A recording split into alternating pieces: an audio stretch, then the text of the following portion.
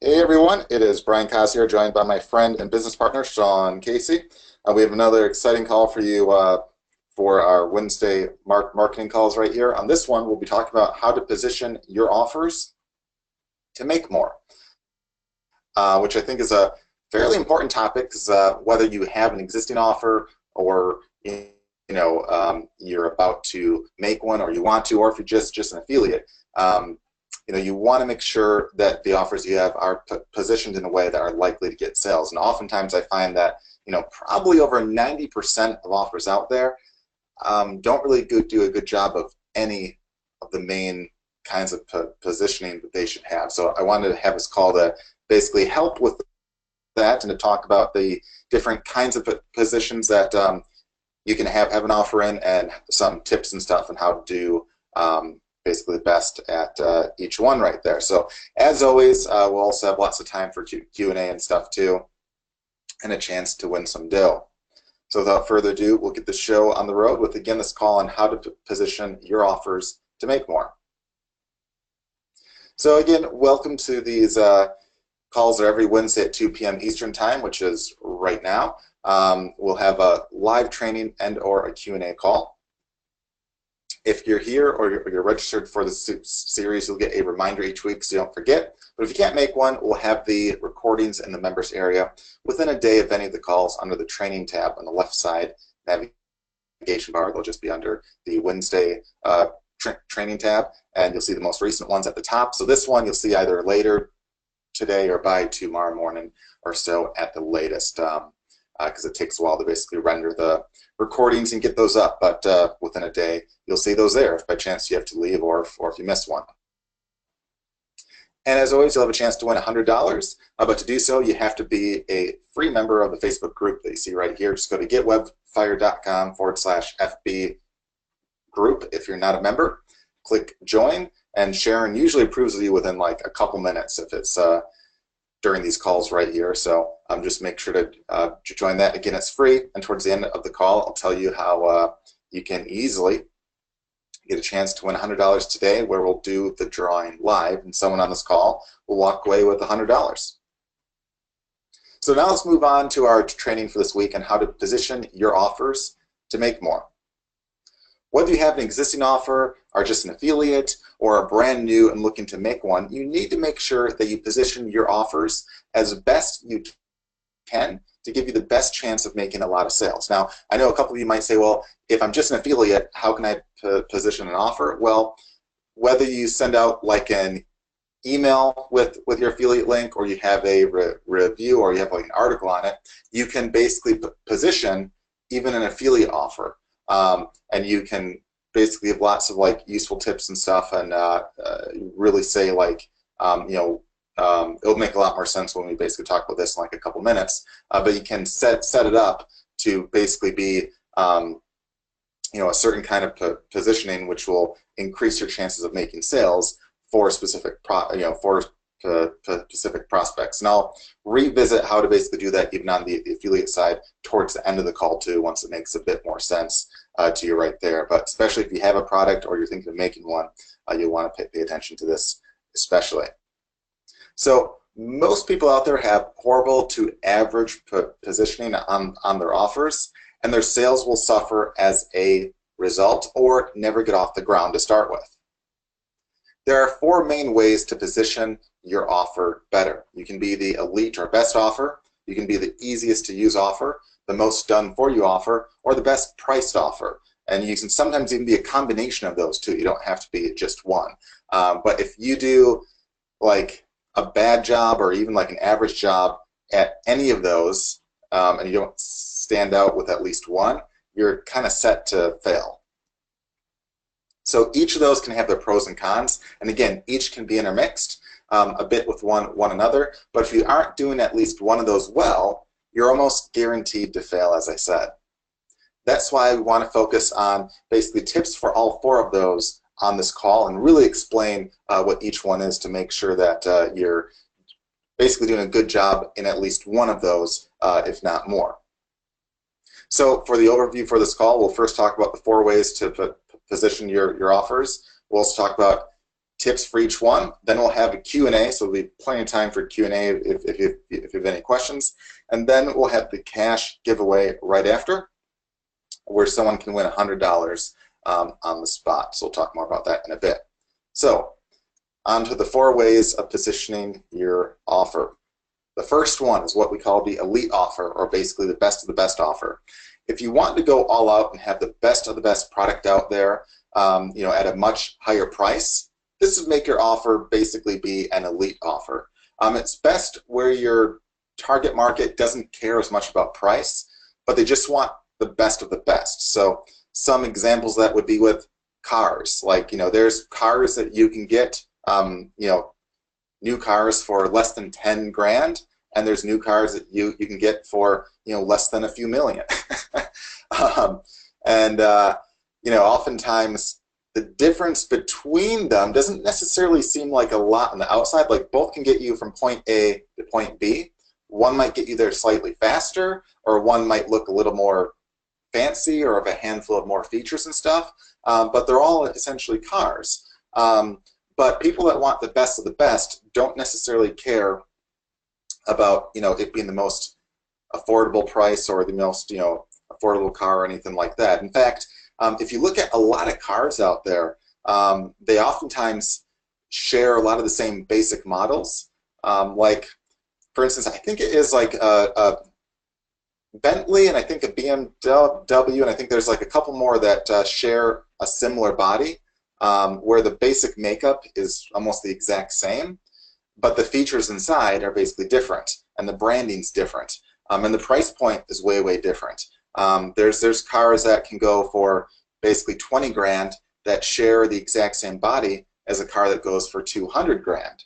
And the little bells and whistles inside aren't, 180 grand more in costs. It's not like the fancy features or the, wood trim or anything like that truly costs that much more, even though, obviously costs a bit more, but not nearly that much more.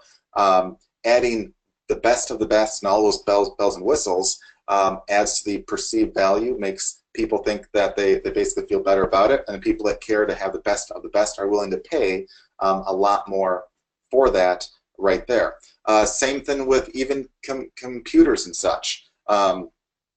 There's some really elaborate computers that, you can buy a computer, like a basic home one. I'm not talking about like super, super fancy ones that might cost a fortune, that basically take up the size of like a room. But for like normal desktop or laptop ones, there's some like fancy gaming computers for like high-end graphics, or fancy editing for like movies and stuff, where a computer might run like 5 to 8 grand.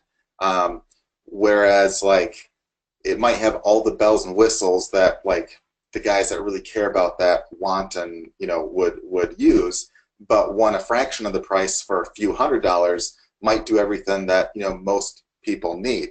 But these people aren't most people. They're looking for the best of the best, and that's why that sells. Same thing with TVs, which is a great example right here. Especially in the U.S. now, we're like a week and a half away from Black Friday, I think, or close to, and there's tons and tons of great deals on TVs, and the ironic part is, like, I was actually looking to see what deals and stuff are out there, because I actually bought years ago, like I want to say, oh man, it may have been like maybe 7 or 8 years back, I bought what was at the time like the best kind of TV out there with a reasonable price range. Like I think the one I got at the time, it was several $1,000s, but it was one of those LED TVs that had like was a Samsung with like super fancy graphics and stuff at the time, real nice. And again, it was several grand. I don't know if it was like 3 grand or 5 grand. I think it was closer to 5 grand. That was when basically TVs like that costed a lot more than now.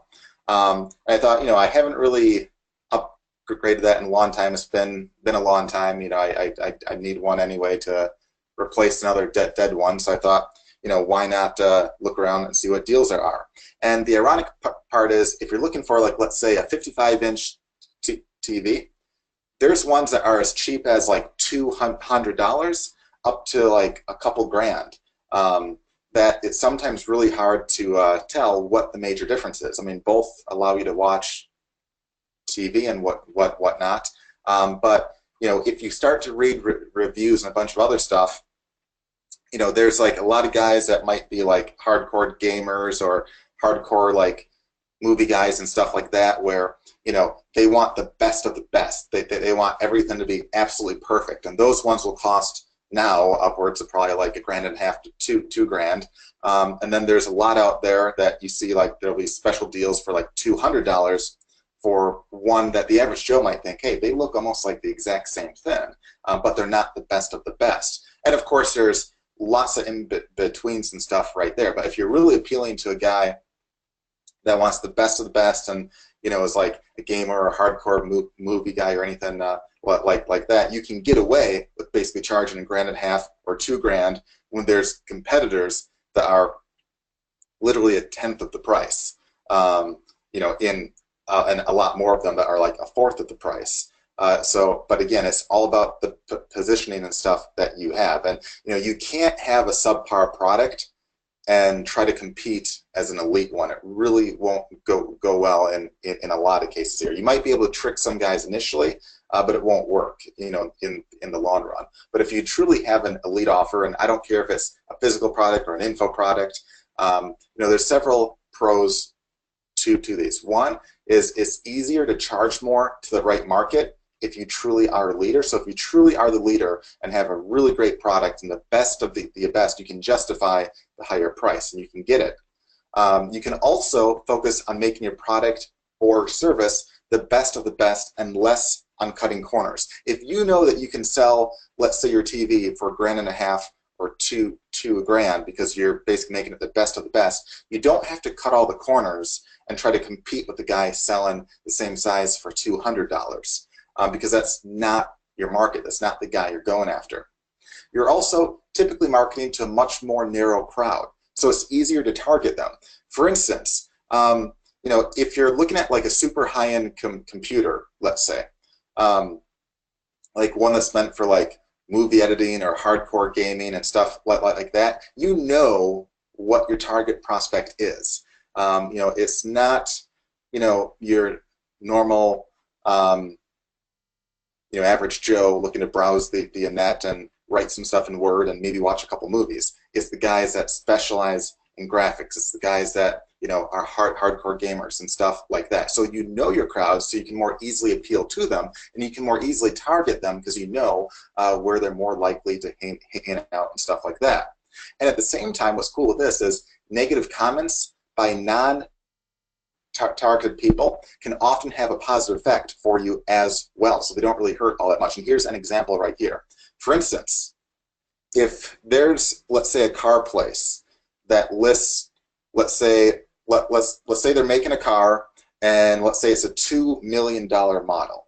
Okay, if they talk about this, in like the news or on an article, what do you think people will say in the comments? The vast majority of people would say, who on earth would waste $2 million on a car? That's so stupid. I don't even like the look of that. Yada yada. You'd have to be an idiot to spend two mil on that car. So even though they have a lot of like negative publicity and people whining, really they're whining why? Well, because they're not the market that has $2 million to buy that car, and oftentimes the market that does have that views that as like almost a positive thing, like, hey, all these other people are like whining about the price and all that, but I don't care. I have the money, therefore I can buy it. I like it, looks neat, and it makes them feel basically better about themselves at the same time right there. Or same thing with like a TV. There's a lot of guys that say, well, I'm fine with having the subpar graphics and paying a tenth of the price. You'd have to be stupid to pay more. Whereas the high-end gamers are like, oh, you're a complete idiot. It won't look great and yada yada. So again, the negative comments don't necessarily hurt you in that case. Whereas if you have a cheaper offer, they definitely can a lot more. Now, the cons to an elite offer is you absolutely have to either have the best of the best or be exceptionally good at branding. So you can't really have a subpar product, be bad at branding, and expect to be in this category right here. You're also leaving out probably 99% or more of the market, and cheaper competition can kill you if they end up doing a better job at offering a similar product for less. And a great example of this is on the TVs I look at, there's a lot of elite ones that were like $1,500 to $2 grand for like really fancy ones, and there were a lot of cheap ones for the same size for about $200 to $300 or so. But there was a newer one that came out that was in the middle, and it was like, I think it was priced at like $650 or so. But all the reviews and all the chatter are like, hey, this one actually has like 98% of all the features and the quality of the ones that are 3 times this price. And because they legitimately have, among the best of the best products, but are a lot less, it gets a lot of chatter, it gets a lot of publicity, and it can kill the sales of the guys that charge 3 times more for something that looks the exact same, where they can't really justify it in that case right there. Same thing, like, if someone were to basically come out with like a fancy race car for a lot less, you could kind of kill the higher end market off at least a bit there. Now, a tip here is, you have to come from a position of authority and have massive social proof that you are the best of the best here for this to work. So you can't just claim to be the best of the best. You have to have the social proof or the authority to back that up. But if you can do that well, you can raise your prices and truly basically appeal to a smaller market that's much easier to basically target and go after, and have huge margins of profit at the same time. But the second kind of positioning or essentially offer that you can have is what I call the easiest to use offer. Sometimes elite offers aren't as appealing because of their price and because by their nature, they're not always the easiest. For instance, on the TVs or the computers and stuff like that, the really high-end expensive things might not be all that easy to basically use. They might be for the advanced guy that knows what they're basically doing. But since you don't always want to be on the opposite end, like you don't always want to be the cheapest guy, because those guys can lose out a lot too. They have lower margins and they're appealing to a completely different crowd. You could be in the middle here, but position yourself as the easiest solution out there. Some great examples of this are, for instance, Apple, especially when they first came out with the iPhone. Now I know there's more competition and stuff like that, but whether you like them or not, when they had their first iPhone, which was the only phone that looked like an iPhone then, years afterwards, like all of those other phone places essentially copied them. I mean, it's pretty obvious. If you look at prior to the iPhone, the phones looked like a flip phone. Okay, there wasn't really those big screens or anything like that. After the iPhone, super easy. But when you had the iPhone, it basically just worked. It was super easy. There was a single button that you press. You could use it without really reading any instructions. You didn't have to be a techie. If you want to click on a certain thing, you clicked it. You didn't have to like click a button, then open a menu, then click on another one, then click on another one. I know a lot of you might not remember like a lot of phones prior to that, but a lot of them were confusing, especially when they had like extra features and stuff, and if it wasn't just a phone that you would use to a call. Whereas Apple made it super easy, and at that time, they definitely weren't the cheapest option. That they were more towards, like, I'd say, the middle to high end then. Now they're definitely more on the high end. But because it was so easy to use, it attracted a lot of people. Netflix, kind of the same thing. That took off because of the ease of use. That's why Blockbuster and all those guys are out of business. Okay.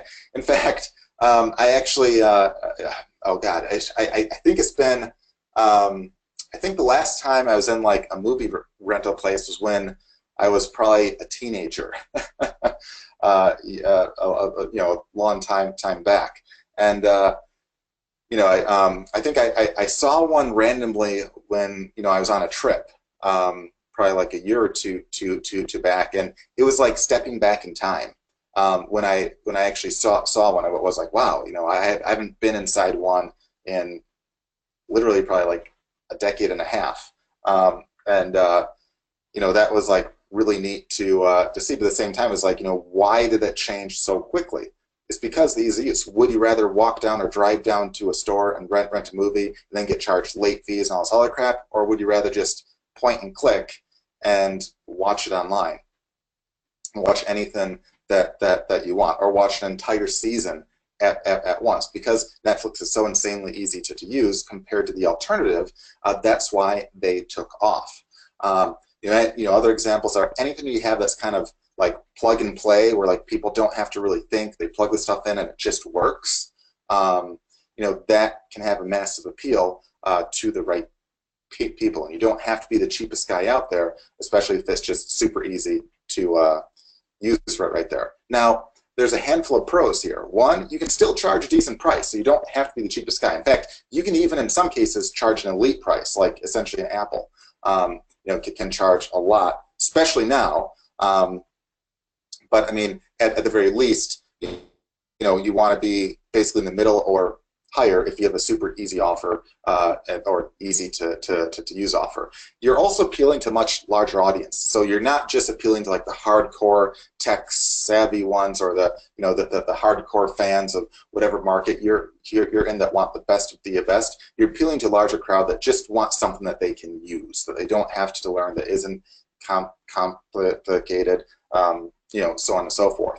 And customers are more likely to remain happy and loyal at the same time. So if you have one product that people find is super easy to use, they're likely to stay loyal to you for a long time. That's why Apple's done so well now. It's not because they necessarily make like the best of the best phones now. Now, years ago, when the iPhone was brand new, there was nothing like it. It probably was, you know, basically the best of the best phone then.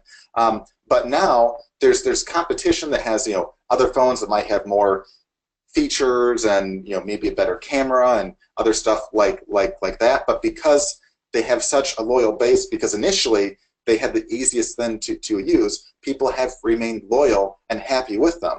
And oftentimes I hear people that use either an Apple computer or like an iPhone, they say, hey, it just works, okay? Especially on the computer side and such. When it's easy to use and easy to learn, people basically don't necessarily become addicted to it, but they become loyal to it and they stay with that because they know that works. That's what's worked for them for years, and they're likely to stay with that because it's so easy for them to use. So one of the major things that you can do here is if you release one product like that and you get you know, people that start to basically be loyal to you because they enjoy the ease of use, any additional products that you later launch, you're more likely to get happy, loyal guys that will stay with you. Whereas if you're on the elite end and your stuff is more confusing to use and is the best of the best, any other guy that comes out that has something else that's basically better, you know, your fans aren't necessarily loyal to you at that point. They just want the best of the best, and you haven't convinced them that, you know, you're super easy to use and the competition isn't. But there's some cons to this as well. Because if you're easy to use but don't necessarily have the best of the best features, people will sometimes look at your shortcomings compared to the elite offers. For instance, with phones, even with like the Apple iPhone, there's other phones out there that might have a better camera or some other better feature here and there. But people will look at it and they'll say, well, you know, this iPhone's neat, but this other phone you know, has a better camera, or if this other phone has this. I don't understand why Apple, you know, is subpar in this or that. So people will complain about that. They'll look at the shortcomings and stuff like that. But at the same time, that's not always bad, because if it's easy to use, people don't necessarily care. And a lot of times if people complain about a camera or stuff like that, the average Joe says, well, okay, sure, this other phone might have a better camera, but quite frankly, the quality of the photos that my phone does is really good. So I don't really care if one's technically a little better, as long as I know mine is super easy to use. Another downside is it can oftentimes take a lot of work to make something super easy to use. It's not necessarily all that easy to start with. So it does take a lot of time to get that out to start with. Now, a tip here is you can compete with elite offers even with your own high price points, as long as yours is just easier to use, even if it offers less, as long as you emphasize the ease of use. Again, we can go back to the Apple example versus other phones and computers and stuff like that. There's ones that might be technically better from like the spec level, but they aren't necessarily, you know, easier to use in the eyes of a lot of people. So that's one tip to keep in mind right there. Now, the third kind of offer or positioning would be the most done for you offer. So a good cross between an elite offer and the easiest one to use offer, especially when it comes to services, is what we call the most done for you offer.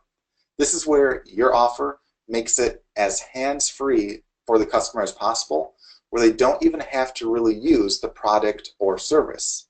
You do it all for them. The more done for you the offer is, the more you can typically charge. So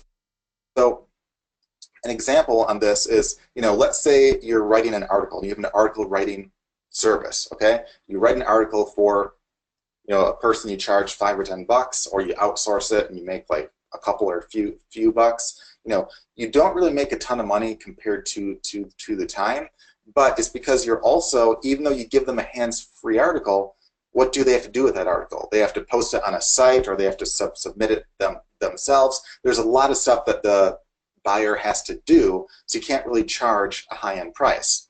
Whereas if instead of writing an let's say writing an article, if you write like a handful of articles and you make a website for them. Now keep in mind, you can make a website on blogger.com in a couple minutes. It's not tough. It's free, super easy. And you can make a website literally basically in minutes then. You paste in your articles as blog posts. You can submit the articles for them to article sites. You could turn the articles into videos, even using, you know, the video Firestorm tool inside a Webfire. There's a lot of cool stuff, a lot of extra stuff you could do where they could walk away with a completely done brand new site, submitted articles, blog posts, videos done and up and submitted, all that done. Now, is it a bit more work? Sure, but not really all that much more work. And even if you outsource that, not really that much more cost. For instance, let's say you outsource instead of doing this stuff yourself. To outsource an article, let's say you pay $5 and charge $10. You make $5, okay? But for the website example, let's say you do 5 articles. So that's basically $25. To actually make the site itself, Blogger takes like a couple minutes to throw up. If you want to add in like custom graphics for like a header, you can grab that on Fiverr.com for $5. So it's a total of 30 right there. And if you throw in the turn an article into a video and submit those videos and articles, we're talking, I mean, if you spent 5 to 10 more, that could be generous because this doesn't take a lot of time. So let's say 10 more. So that's a $40 cost to you. Even if you round up and say 50, if you want to be super generous, $50 right to there. Probably, you know, not really a ton of time at all. You could turn around. That's the kind of offer that for $500 to $1,000, people would be excited about buying. Probably more so than buying an article for $10 because it's more done for them. So you can charge a lot more and make a lot more profit at the same time, even if you outsource that. So, you know, oftentimes I hear guys that say, well, that's great for that example, but I can't turn mine into a done for you. And most of the time I say that's kind of BS. You can turn almost anything into a more done for you offer. Even if it's not completely done for you, you can at least make it a bit more so for your client. So what I thought I'd do is on the chat, maybe write some examples of products or offers, whether they're yours or basically others, and I'll pick one just to go through like a live example of what you could do. So if you want to suggest any, feel free to write those in the chat, and I'll take a look, see what you guys say. All right, so I'll give you guys maybe a half a minute or so to write out an example product or like an offer of yours, or just one that, you know, comes to mind. It doesn't have to be yours. It could be in any niche or any market, or it can just be a market that you want to see me basically make up a quick example on. That's fine too. You don't have to. I know you surprised everybody, Brian, with this pop quiz. Yeah. All right.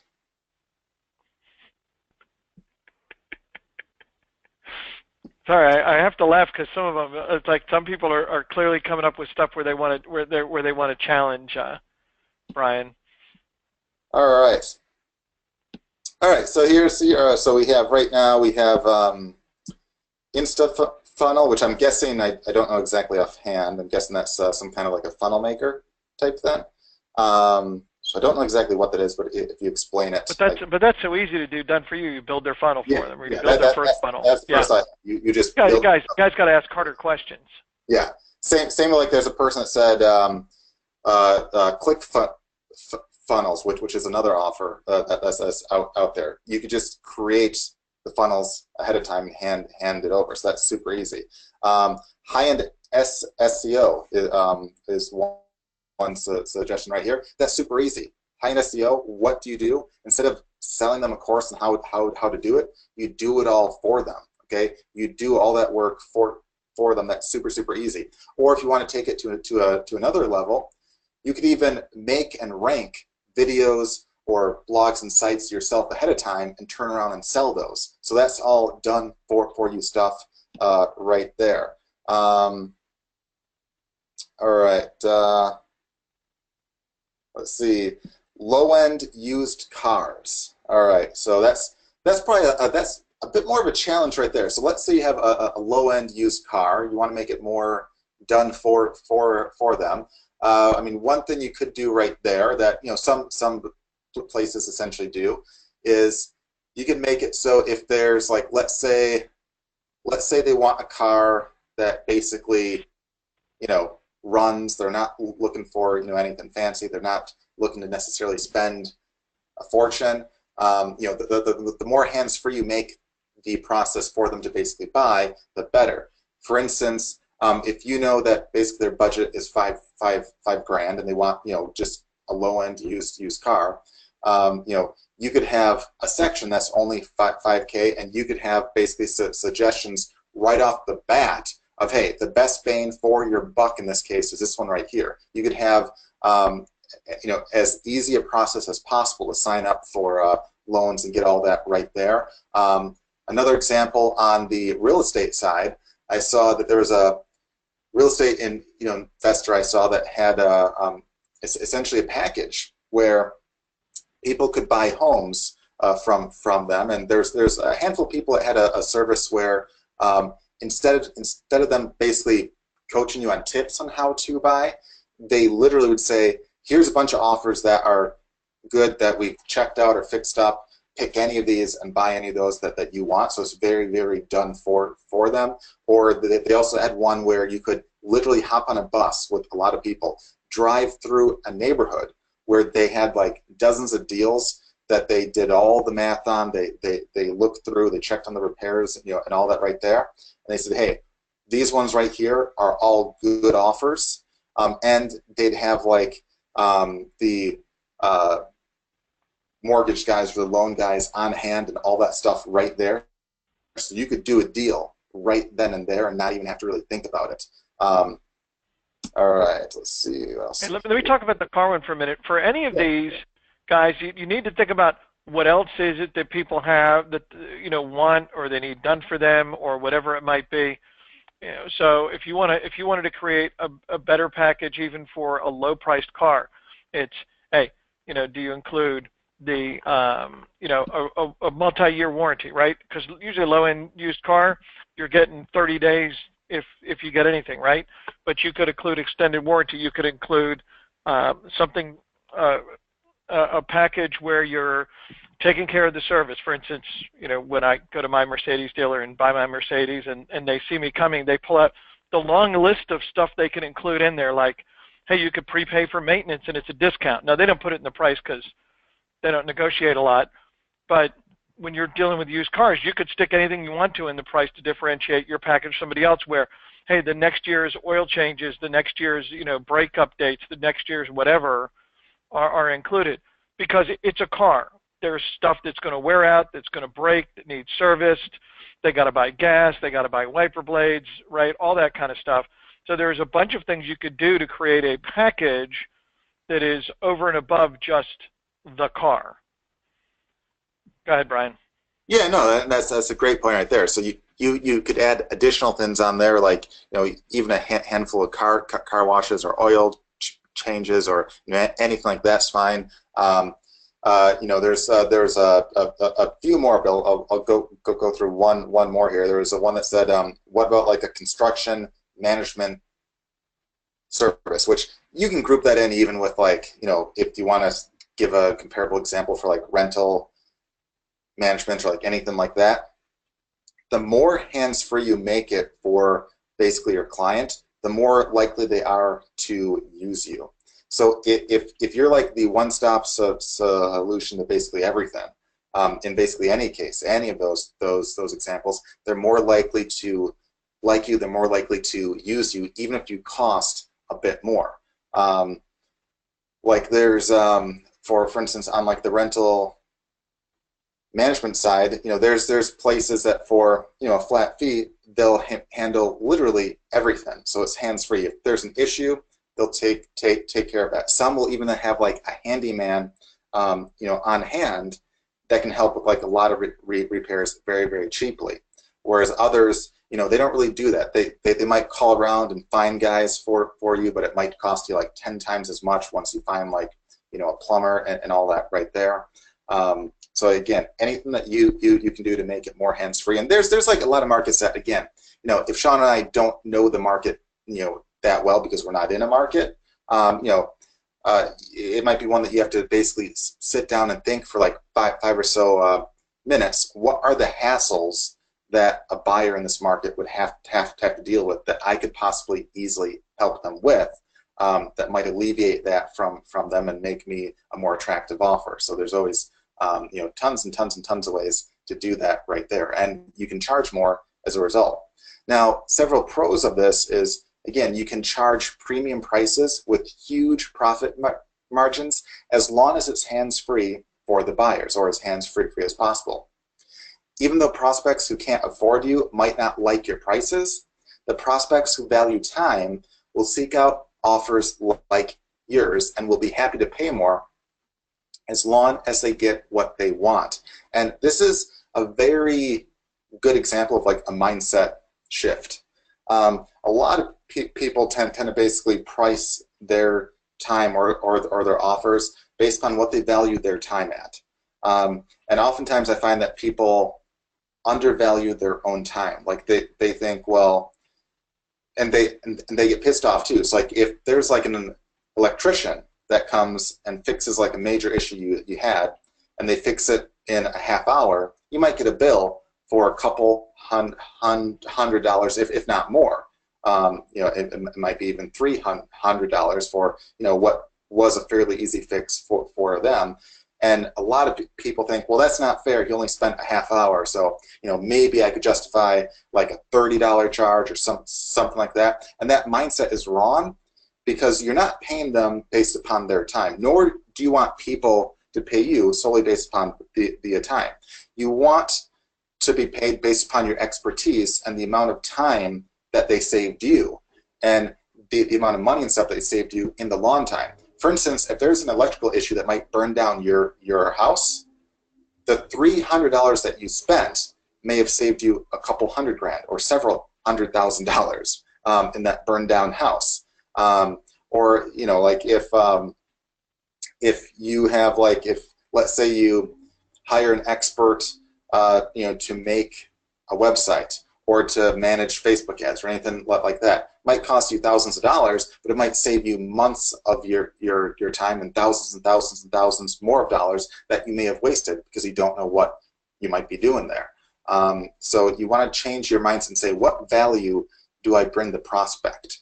How does the prospect benefit from me? What is that worth? So like if there's let's say a law firm, or let's say a roofer, where one client might be worth thousands, if not tens of thousands of dollars to them, selling an SEO service where you get them ranked and you get them more clients is worth a lot more to them.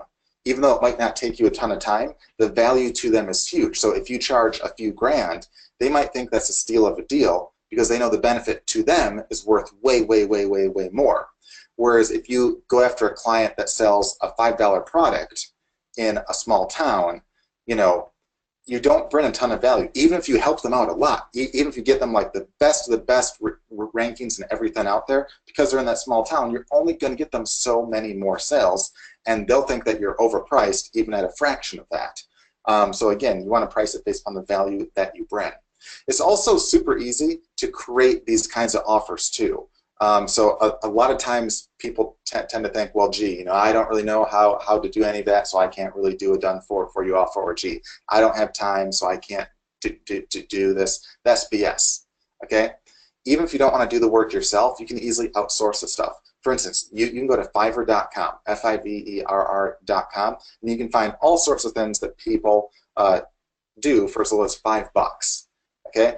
Ranging from creating videos to creating basic websites for graphics to, you know, in some cases even like basic kinds of SEO and all sorts of stuff like that, or like installing plugins, writing articles, you know, all sorts of stuff that you could think of. And you know, if you want to create like an offer where, you know, maybe you make custom videos or sites or anything like that for people, you don't have to do that work yourself. You can look on there and find what people are basically offering that right now, even combine a few offers to like make, you know, an elite package. And you can even ask if you can use their testimonials or the social proof or examples as your own. Oftentimes they'll say sure, as long as you're using them. And you can create your own elite offer that you can sell for a lot more, because most people won't take the time, or they don't even know that Fiverr exists to start with, or they won't take the time to look up all those individual pieces and such. So you can charge some elite prices at huge margins where you're basically making like 90% more or more pure profit right there. And again, you don't even have to do that work yourself. Now, there are some downsides, of course, to the done for you offers. Here are a couple. First, it involves a bit more work or basically oversight on your part. Now again, you can get around this by basically outsourcing, but you know, you still might want to keep like a little eye on them, but again, definitely can save a lot more time versus doing the work yourself. But obviously, you know, someone has to do a bit more work right there. It doesn't have to be a ton. You also have to target your prospects better. Like, for instance, you can't really target a mom and pop shop that sells like a $5 product in a local town and try to sell them on like $1,000 a month done for you service. It won't work well. You won't give them the value. They won't get the money out of it, you know, in a lot of cases, and they'll walk away upset. Whereas if you target like a larger place, like, or like a lawyer or like plastic surgeon or like a dentist or some place that's likely to make more money off of every client, where if they even get like a little benefit from you, they're basically making a massive ROI. They'll walk away happy and excited, and continue to work with you for a long time and pay you for a long time to come as well. But you have to think, you know, who are you trying to actually target? Now, here's a tip. Even if you can't make an offer truly, fully done for you, spend some time to think about how you can make your offer at least somewhat more done for you, and then communicate that to your prospects and watch your sales increase. So the more hands-free you can make it for them, the more likely you are going to be able to make that sale and increase your price points and just make more, period. Now, the fourth way is what I call the best priced offer. People oftentimes think that this is the only way to have a better offer, and that's by being the cheapest offer of its kind. But being the cheapest offer is not the same as being the best priced offer, okay?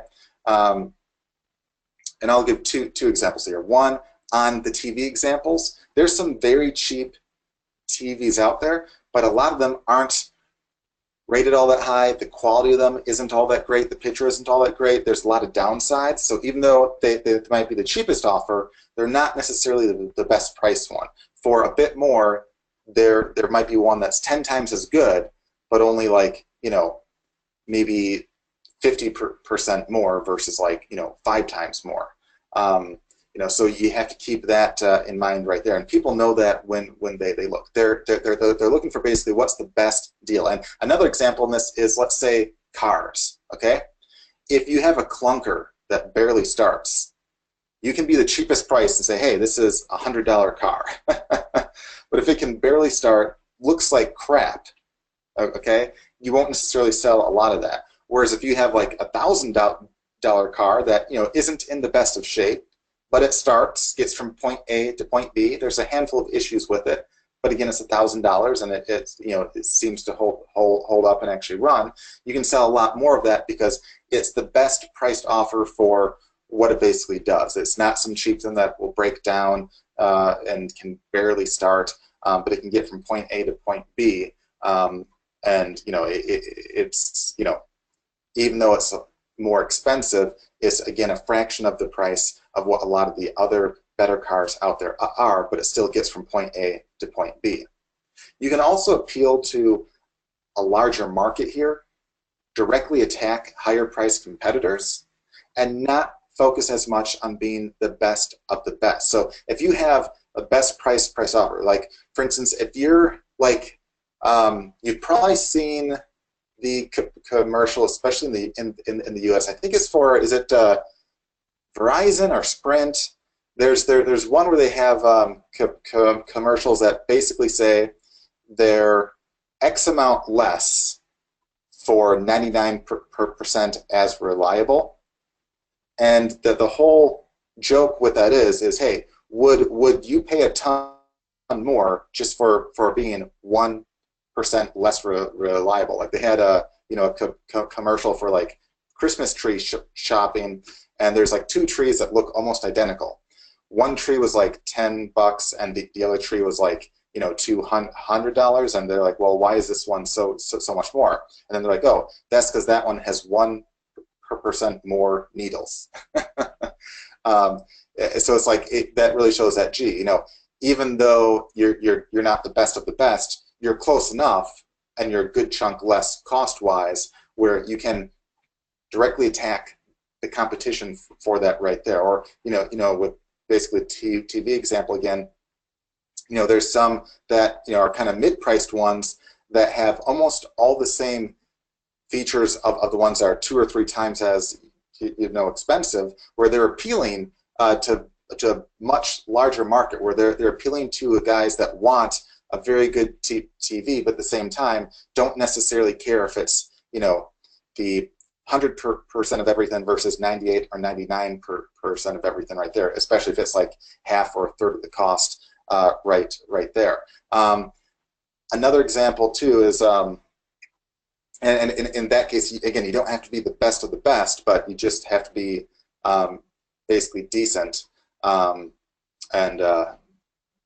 be like basically the best offer out there. Now, a few examples of some places that really benefit from being known as like the best price offer. Walmart's a good example. They have basically grown a ton because they're known as like the low-priced leader, and even if they're not always necessarily, there's a lot of stores that have the exact same prices, they're oftentimes like just a tinge cheaper, and despite how like the quality and all that won't necessarily always be the same for like certain stuff that they have there compared to like a Target and stuff, they get a lot of sales, and a lot of people kind of flock basically towards there because they're known for having cheap prices. The dollar store is another example. They sell everything for $1 there. In that case, they don't necessarily always have the best of deals. Like oftentimes the stuff that they sell there is basically cheap. They do have some good deals and stuff there, but because they're known as being, hey, this is like, super awesome deal, like everything's $1, it attracts a lot of people. And even in times, of recessions and stuff, they actually were growing and doing quite well because they're basically known as the cheap price guys out there, or basically best price guys out there. Again, not necessarily the cheapest. It's not like they were basically selling complete crap at the cheapest price, but they had what a lot of people would consider to be a good price basically all around for what they were basically selling right there. Definitely not known as having the best of the best stuff or even the mid-range stuff, but they're known as being, hey, this is a very good deal on stuff that they basically sell there.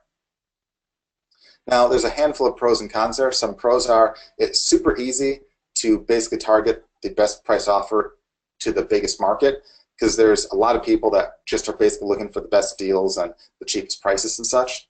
It's also super easy to aggressively attack the more expensive competition And you don't necessarily have to be the best marketer or copywriter and so forth in a lot of cases, because the price and the value can sometimes sell itself there. Now, some cons there is it can oftentimes mean that your margins are a lot less. Not in all cases, but oftentimes it can mean that your margins are less because you can't really up that price too much. And it can oftentimes also mean that you have a lot less money to advertise with to acquire buyers. So it's not like you can spend a fortune to basically acquire guys if they're worth a lot less to you. Now, a trick that you can do here to spend less on advertising is to piggyback off of the competitors. So if you know that there's a competitor that's spending a lot on ads and is basically making a lot of dough, you can start to kind of more aggressively go to basically the forums and the blogs and stuff out there where people are basically talking about this because it's all over in the ads and stuff, and say, hey, here's an alternative that's a fraction of the price and does at least a chunk of what this does right here. And that gets a lot of attention, and you're basically piggybacking off the paid ads and stuff that the competition is doing. So that in that case, if you are basically the cheapest price out there, you can get a lot of guys that at least check you out.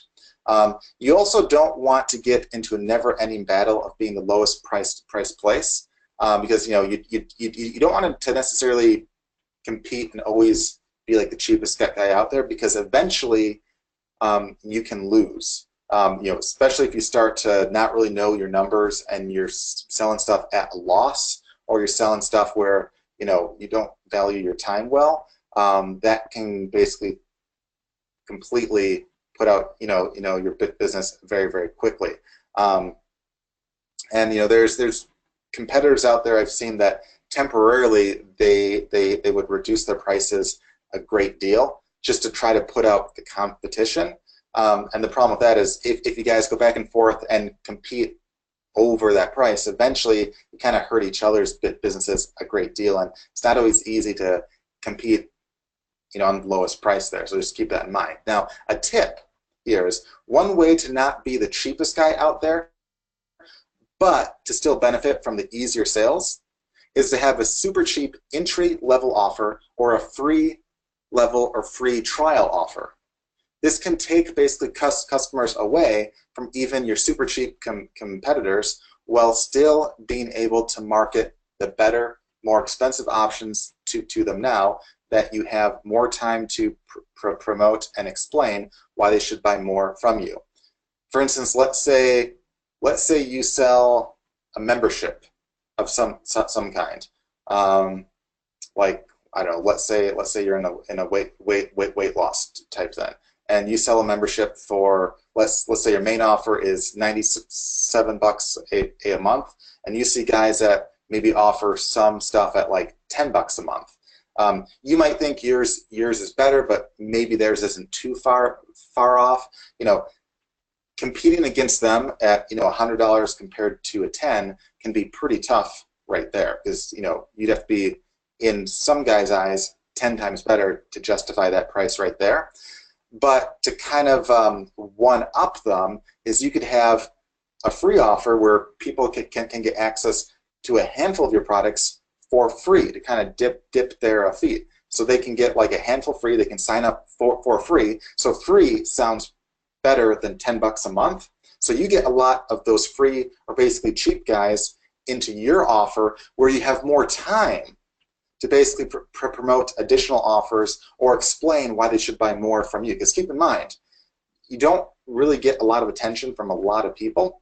They don't give you a lot of time, so you have to kind of earn that time to start with. Once you have time to explain why yours is better or why yours is a great deal, you can make those sales. But it's kind of hard to explain that in the short attention spans that they have to start with. So if you have a free offer or even a free trial or anything like that to get their feet wet to get them in, you can basically undercut the really cheap guys while still not having to be at their level. You can still have that mid to high price point option and just get a bunch of free leads and stuff in there to try to upsell them and sell them more. So that's basically a trick where you kind of cross over into more than one of these offers right here. And again, you don't just have to be one of these offers. think of how you can be in multiple categories at the same time. Like, for instance, a free offer with upsells into easier or more done-for-you offers. So you can combine a few of these into like a funnel or like a system. You can also look at your biggest competitors now and see what people are saying about them. You know, which of the 4 offer types they are losing, the most on. See what basically comments and posts are saying. See if there's like complaints about price, ease of use, anything like that. See what their clients are complaining about or what their prospects are complaining about right now. Then go after and attack that by making an offer that specializes in the areas that they suck at. So be the good alternative for them right there. So that's basically a trick that can work really, really, really well to kind of grow your products or your offers. And again, even if you're just an affiliate, like you could lay it out like what this could be like. Let's say you're writing a review, okay, and it's for, let's say, a TV, and let's say you want to appeal to the high-end buyers, the cheap buyers, and the best bang for your buck ones. Rather than do individual reviews on each TV out there, pick what you think is the best of the best. Pick what you think is the best bang for your buck, and pick what you think is the cheapest one, and list that out in a single review right there. Say, hey, here are the best 3 depending upon the type that you are. If you want the best of the best, you don't care about price, this is the one, and here's why. If you want the best bang for your buck, this is the one that you want, and here's why. If you just want the cheapest one, you just want one that works, you don't care about all of these extras, here's the best deal that you could possibly get right here. So lay it out for them like that. That can work far, far, far better than just saying, hey, here's a review of what I like and don't like about this, here's what I like and don't like about this other one. Because again, you're causing people to basically think more. And even if you have like an email and you're promoting like any offer as an affiliate, try to word the copy and stuff in a way where you're trying to pick which of these 4 are you trying to most aim for. Like if you're trying to say that the service here is the best of the best, word it like that. If you're trying to say it's the easiest to use, word it like that. If you're trying to say it's the best bang for their buck, word it like that. So even as an affiliate, even though you can't control the copy on their sales pages and stuff, you can try to push basically your viewers and stuff towards where you basically want them to go and essentially think. So with that, guys, we'll move into the Q&A, followed by the cash giveaway right after that. So if you have any questions, feel free to ask those. And then in the meantime, you can go to getwebfire.com/FB group. Sharon has a post at the top basically asking what you thought on today's call.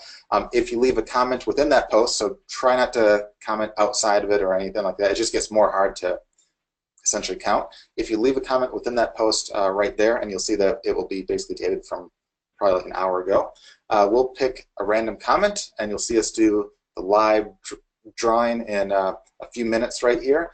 So if you could just leave a comment right there, we'll pick a winner in probably like less than 5 minutes or so. But Sean, if there's any questions or anything that you've seen, feel free to shout out those. Then we can give away some cash.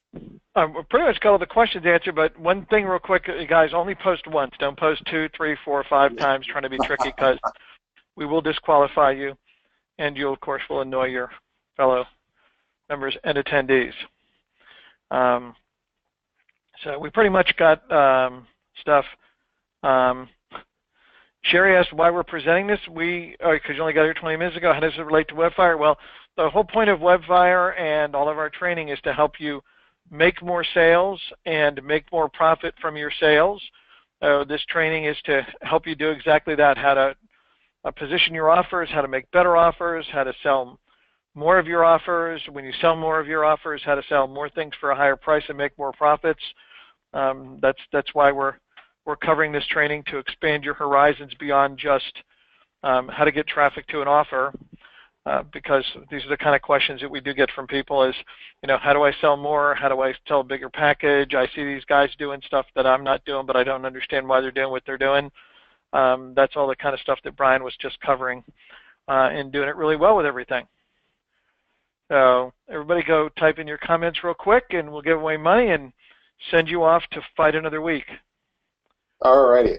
And with that, guys, too, just as a reminder, I know that most of you know this, but there's always a couple guys that tend to ask this, because every week we do a different kind of training, and we basically cover a lot of different topics. If there's one that's of interest to you, make sure that you search the past trainings that we've done, because we allow you to actually it not only basically sort some by the most recent at the top, but you can also search by the title or the keyword to quickly kind of find basically what topics would be the most interest to you. So if you're only interested in, let's say, SEO, you can search all the past ones that we've had and watch only the ones on that. If you're only interested in basically affiliate stuff, you can search and find ones that are only about that. If you're interested in only like local marketing or whatever, you can search and find that stuff there. So make sure that if you're interested in a particular topic,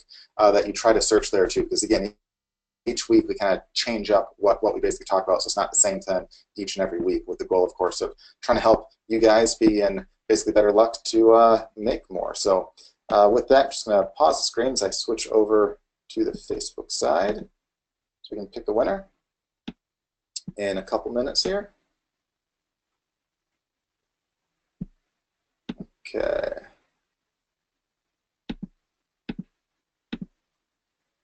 All right. Looks like Arthur asked here if there's an offer on this call. If you want, you can feel free to send me as much money as you want. But there's nothing that's being sold. But I'll accept it. All right.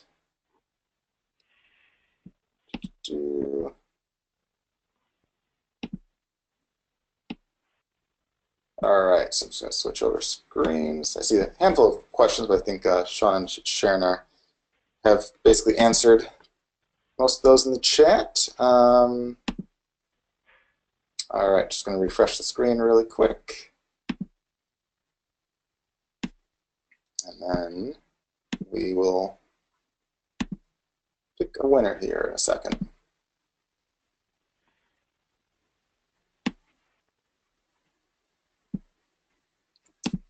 All right, so here's where you'd leave essentially the comments right here. You see Sharon's post right here, and here are the comments right there. You just post, essentially comment. And of course, if you want to like and share stuff, that's all great too. We appreciate that. We'll pick a winner among the comments right here, as long as it loads. Looks like it's going incredibly slow here. Just thinking too much. All right, I'm just going to refresh. I don't know why that isn't loading on the Facebook side. But there we go. All right, there it goes. All right, so what we'll do is usually people have some that post outside of it. Yeah, so it looks like some posted outside of it. That's okay. All right, I'll count the one or two outside of it. So I'll give you guys maybe another 10 seconds to wrap up with the comments. All right, 10, 9, 8, 7, 6, 5, 4, 3, 2, 1. I'll refresh just in case.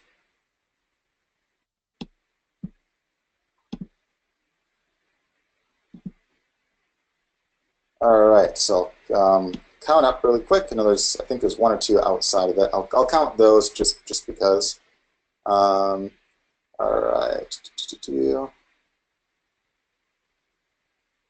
All right. There's one outside of it, so I'll count that one plus the ones in here. Okay, so 31. So, all right, so we'll do 1 to 31. Sean, what do you think the winner will be? I think it's going to be 31. 31, all right. It's going to be easy on you. Oh, no, it's 1.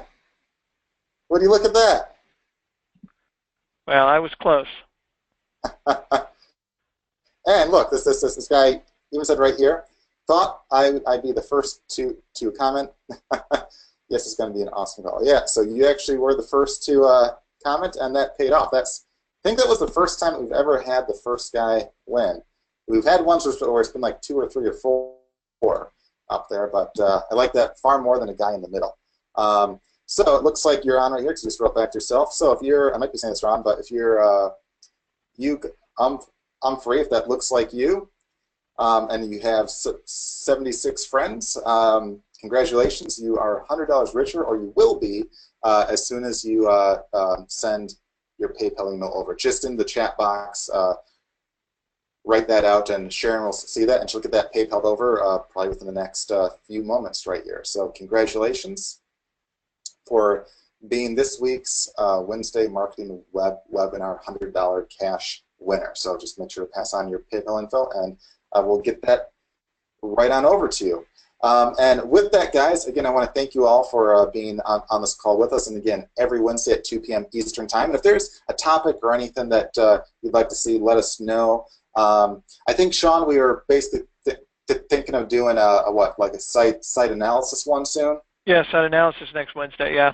Next Wednesday. All right. Yeah. So next Wednesday, what we'll do, because this tends to always be a popular topic where we basically analyze websites and businesses for you guys. Where should they send that info to if they want their website checked? Yeah, members can send it to support@webfire.com. All right. Yep. So just write them there at support@webfire.com. Say this is for next week's call. Now, we obviously can't analyze every site because we often get like a ton of them in. We'll also we'll also mail out to all of you guys to ask you to send in your sites and all that. So we get a ton of people asking on that, but we'll pick a handful of them, and we'll try to pick like a variety of different ones from a bunch of different niches and types of marketing and stuff like that, and we'll basically analyze those. And even if yours isn't picked, you can hopefully learn from all the tips and stuff that we say right there. So we'll try to do that next week then. And with that, guys, again, I want to thank you for being on this call. If you have any other questions or anything that pops up, feel free to write support@webfire.com. So with that, guys, thanks much, and we look forward to seeing you next week, Wednesday at 2 p.m. Eastern Time. So thanks much, guys, and we'll talk to you later. Bye.